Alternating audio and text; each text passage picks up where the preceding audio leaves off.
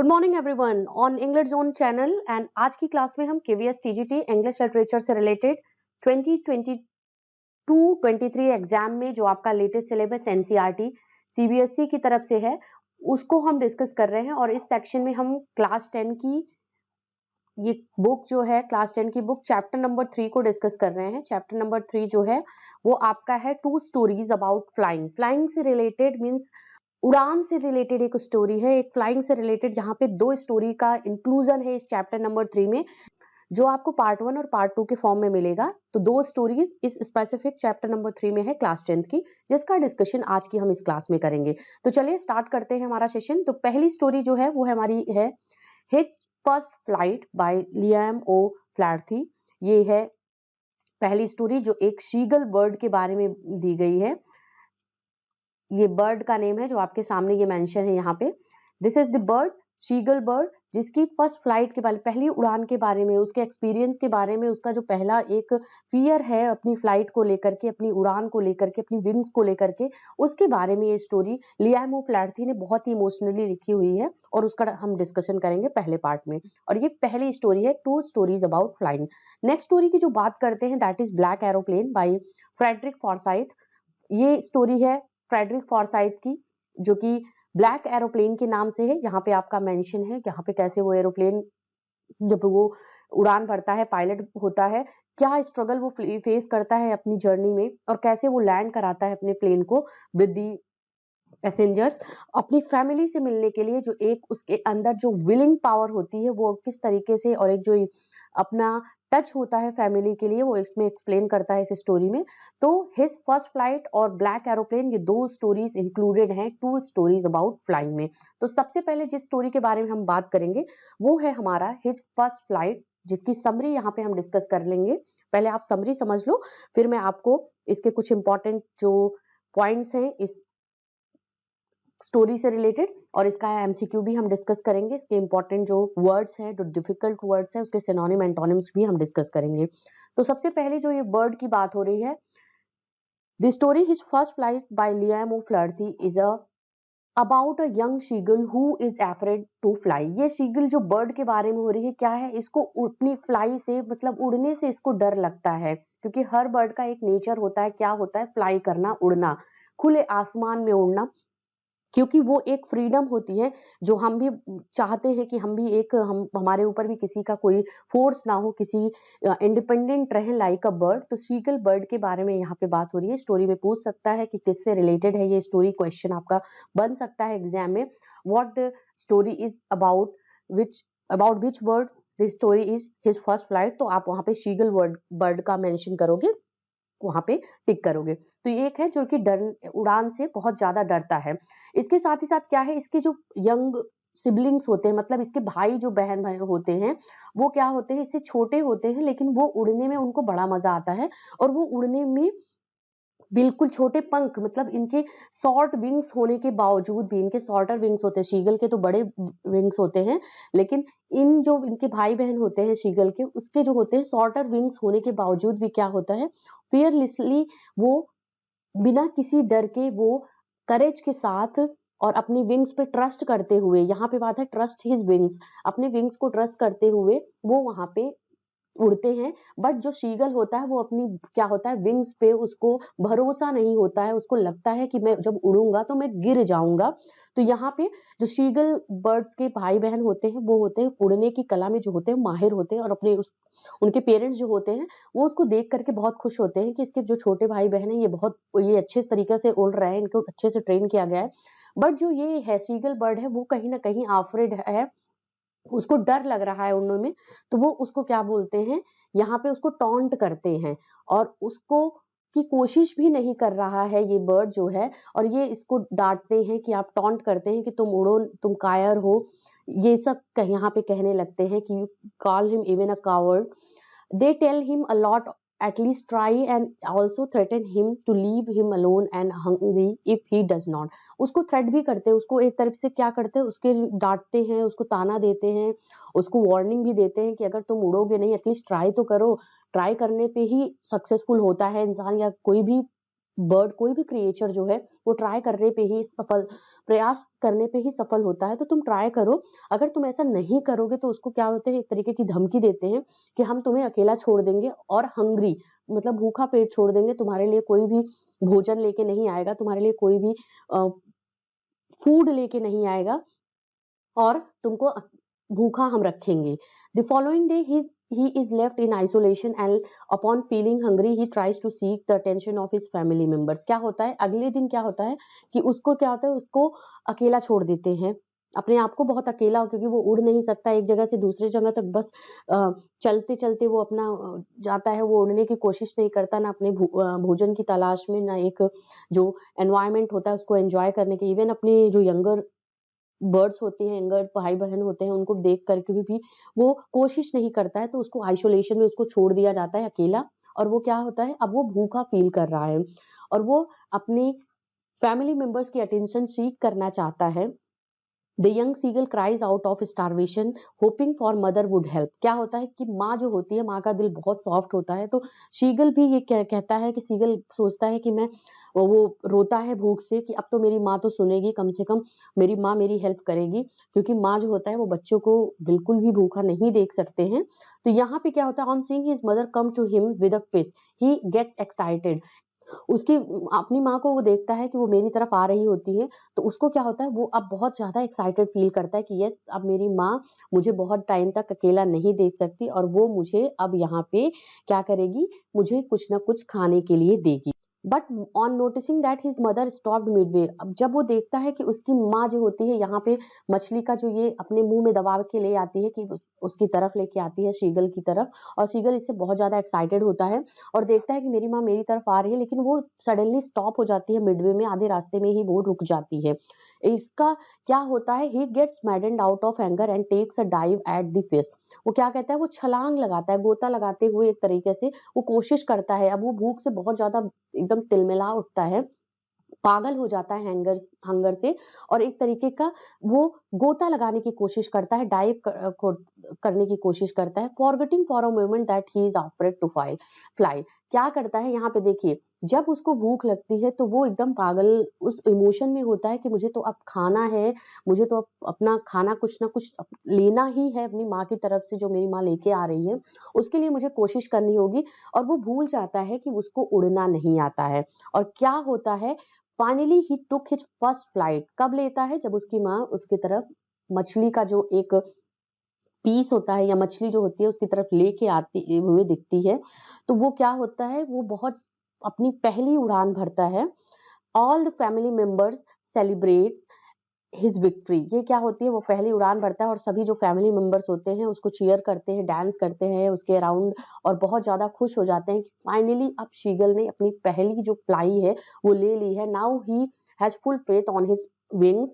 और इससे क्या होता है, he also attempt at floating in the sea that he was once afraid of. जो वो सी में जो फ्लोट करने के लिए जब उड़ता है तो एक सी पे जो एक तरीके से फ्लोट करने की कोशिश करता है, वहां से वो डरता है उस चीज से, लेकिन अब क्या होता है, अब वो उस चीज से भी नहीं डरता है और वो अच्छे से फ्लोट कर सकता है अब सी पे, जो सी का सरफेस होता है। तो यहाँ पे क्या होता है, thus he overcomes his fear and realises that it is all in mind. क्या है, ये सब दिमाग का खेल है, ये सब दिमाग में होता है। फियर कहाँ होता है, फियर कुछ नहीं होता है, फियर बस हमारे माइंड में घर कर जाता है, माइंड में एक जगह बना देता है कि हम ये काम नहीं कर सकते हैं। और सीगल ये अपना पहली उड़ान भरने के साथ ही उसको पता चल जाता है, जब वो अपनी फर्स्ट फ्लाइट लेता है उसको पता चल जाता है कि उड़ने में कोई प्रॉब्लम नहीं है, ये मेरे सिर्फ दिमाग का भ्रम है, जो कि अब बिल्कुल तरीके से एक डर था मेरे दिल में, मेरे दिमाग में, कि मैं उड़ नहीं सकता, मेरी विंग्स पे मुझे भरोसा नहीं था, वो स्ट्रांग नहीं है। लेकिन अब ये मेरी फर्स्ट फ्लाइट के साथ ही ये सब कुछ खत्म हो गया। अब मैं ईज़िली उड़ सकता हूँ अपने खाने की तलाश में, और अपने भाई-बहनों के साथ में, अपने सिबलिंग्स के साथ में मैं एन्जॉय कर सकता हूँ। तो यहाँ पे ये स्टोरी यहीं पे एंड होती है, जो पार्ट फर्स्ट की है, हिज फर्स्ट फ्लाइट, ये समरी रही इसकी। इसके बाद हम जो नेक्स्ट चैप्टर की डिस्कशन करेंगे वो हमारा है the black aeroplane. Black aeroplane मतलब होता है कि काला हवाई जहाज। इसकी समरी, इसको लिखा है फ्रेडरिक फॉरसाइथ ने। ये आपसे स्टोरी पूछ सकता है, who is the writer of the black aeroplane from the two stories of flying chapter of class 10th। तो यहाँ पे जो स्टोरी है ब्लैक एरोप्लेन की, ये है एक ब्लैक, यहाँ पे एरोप्लेन की बात हो रही है। जो यहाँ पे पायलट है वो बहुत हैप्पी है। क्यों हैप्पी है? Contented to fly over a city that is sleeping at night. He is flying from Paris to London. जो कहाँ जाता है? पेरिस से उड़ान भरता है। कहाँ के लिए? लंदन के लिए। लंदन का क्या है? उसका घर है जहाँ पे उसकी फैमिली रह रही होती है। तो बहुत ज्यादा कंटेंटेड, बहुत ज्यादा एक्साइटेड, बहुत ज्यादा हैप्पी फील करता है कि फाइनली मैं अपनी फैमिली से मिलूंगा, जब वो उड़ान भरता है पेरिस से लंदन की तरफ। While taking his flight he dreams about the long holiday with his family. अब वो क्या, अब उसके दिमाग में जो चीजें चल रही होती हैं कि मैं यहाँ से फ्लाइट लेने के बाद, मतलब जब मैं अपने घर पे पहुंचूंगा, लंदन पहुंचूंगा, वो उसी फ्लाइट के टाइम पे ही सोच रहा होता है, जब वो पायलट, एज अ पायलट वहां पे फ्लाइट को फ्लाई कर रहा होता है पेरिस से लंदन के लिए। तो वो अपनी लॉन्ग हॉलीडे अपनी फैमिली के साथ में, हैप्पी फैमिली के साथ में सोचता है कि मैं किस तरीके से अपनी ये लॉन्ग जो हॉलीडे है, अब मैं जब लंदन जा रहा हूँ, अपने घर के लिए जा रहा हूँ, तो मैं किस तरीके से अपने हॉलीडे को स्पेंड करूंगा अपनी फैमिली के साथ में, उसको सोच करके वो बहुत ज्यादा happy, contented and excited feel करता है। बट क्या होता है, अब देखिए ये बहुत एक हैप्पी जर्नी तो हो नहीं सकती, क्योंकि यहाँ पे स्टोरी में यही ट्विस्ट है। ब्लैक एरोप्लेन की बात हो रही है, उसके बारे में हम बात करेंगे। As soon as he reach crosses Paris, क्या होता है, जैसे ही वो क्रॉसेस, मतलब ये होता है कि पेरिस को वो क्रॉस करने वाला होता है, he gets a look at the of dark clouds that were a sign of the upcoming storm। ये है डार्क क्लाउड का सीन। उसका ये प्लेन यहाँ से उड़ रहा होता है और उसको सामने उसके क्या दिखता है? डार्क क्लाउड्स दिखते हैं जो बहुत डार्क हैं, एकदम ब्लैक है। और वो क्या एक तरीके से शो कर रहा है? वो शो कर रहा है कि कहीं ना कहीं एक भयानक स्टॉर्म आने वाला है, एक बहुत ही डेंजरस स्टॉर्म आने वाला है, और इस तरीके से तूफान आने वाला है। और मैं अपनी फ्लाइट को नहीं उड़ा सकता हूँ इस तूफान में, क्योंकि ये एक तरीके से रिस्क होगा फॉर दी पैसेंजर जो यहाँ पे इस फ्लाइट में है। तो क्या होता है, the right decision would have been to turn back to Paris for the sake of safety. Safety के लिए, सभी की सुरक्षा के लिए, जो पैसेंजर्स थे उनकी सुरक्षा के लिए और अपनी खुद की सुरक्षा के लिए, वो चाहता तो वापस कर सकता था फ्लाइट पेरिस के लिए, रिटर्न कर सकता था कि ये डार्क जो क्लाउड्स है ये बहुत ज्यादा भयानक हो सकते हैं, मेरी फ्लाइट में स्टॉर्म है ये एक तरीके का, तो जब ये थम जाएगा तो मैं निकलूंगा फिर उससे। लेकिन क्या करता है, but he overshadowed by his dreams and not wanting to delay them. अभी क्या वो सोच रहा होता है स्टार्टिंग में? वो सोच रहा होता है कि मैं तो अपने घर जा रहा हूँ, अब कुछ ही घंटों में मैं पहुंच जाऊंगा और मैं अपनी फैमिली के साथ हॉलिडे एंजॉय करूंगा। बट यहाँ पे क्या होता है, वो ओवर शेडो कर देता है, क्योंकि वो जो ड्रीम देख रहा होता है, जो सोच रहा होता है जिस बारे में, उसको अब बिल्कुल भी डिले नहीं करना चाहता था। Risk the life of his passengers and head straight into the storm. क्या करता है, अब जो पैसेंजर्स की लाइफ होती है और अपनी लाइफ को, उस फ्लाइट को, उस जो पेरिस से लंदन की जो जर्नी होती है उसको रिस्क में डाल करके वो स्टॉर्म की तरफ, जो तूफान होता है उसकी तरफ मूव ऑन करता है। यहाँ पे मतलब उसमें जबरदस्ती वो घुसता है, मूव ऑन यहाँ पे करता है। Everything gets dark. He is unable to see. All his directions instruments stopped functioning and he lost control of the plane। अब क्या होता है, अब एक बहुत ही सीवियर सिचुएशन आ जाती है, डेंजरस सिचुएशन आ जाती है कि जहाँ पे उसके जो इंस्ट्रूमेंट्स होते हैं, जो डायरेक्शन शो करते हैं, वो सब उसका एटीसी से कंट्रोल उसका पूरा तरीके से टूट जाता है और वो फंक्शन करना बंद कर देते हैं। अब उसको किसी अपने जो, जहाँ पे वो प्लेन को उड़ा रहा होता है, जहाँ पे जिस सीट पे वो बैठा है, जहाँ से वो डायरेक्शंस देख सकता था कि मुझे किस तरफ उड़ना है, क्या राइट डायरेक्शन है, अब वो बिल्कुल कुछ नहीं देख सकता है और वो कंट्रोल खो चुका होता है अपनी प्लेन का।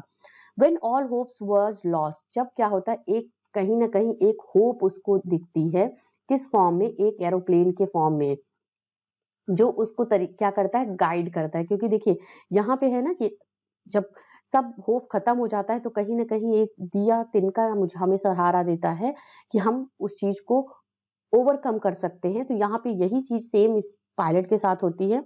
जब वो अपने पूरे जो जितनी भी उसकी जो होप थी वो डिसअपॉइंटमेंट में चेंज हो जाती है, कि उसका जो एक तरीके से लाइफ भी रिस्क पे होती है, पैसेंजर्स की लाइफ भी रिस्क में होती है, और उसका ड्रीम जो अपनी फैमिली के साथ हॉलीडे स्पेंड करने का होता है वो भी कहीं ना कहीं डिमोलिश्ड हो जाता है। He saw another plane whose pilot was more than willing to rescue them.